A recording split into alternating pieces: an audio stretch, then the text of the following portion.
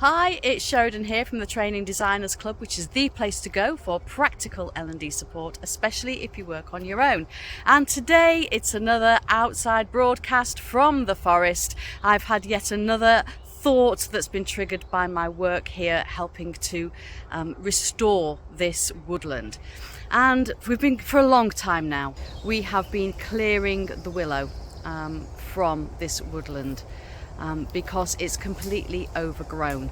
And at the start I thought, why are we doing this? Why are we clearing willow? Because that was all I could see, and I thought if we take that down, this woodland has nothing. But the fact is, now that we have started taking it down, we can start to see, for example, these tiny little oaks that are trying to grow and just weren't given the opportunity to do so. We discovered a pond. I don't know if you can see that down there. We discovered a pond. We didn't even know it was there because it was so overgrown. We are seeing the wildflowers pop up on the forest floor. And the thought is, when we design training, we always try and help people to do things well, do the right thing. I mean, that makes sense, right?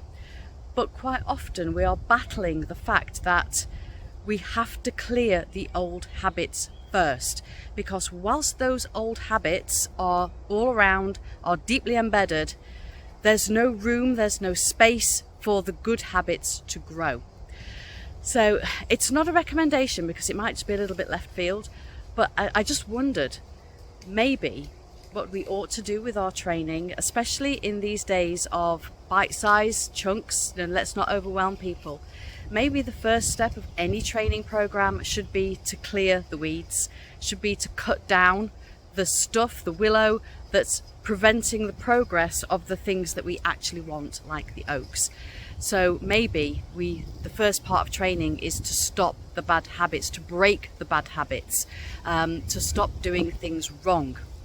Once we've done that, we've then got a much easier job of embedding good practice. So I don't know if that would work in reality, but I think that's worth thinking about, don't you?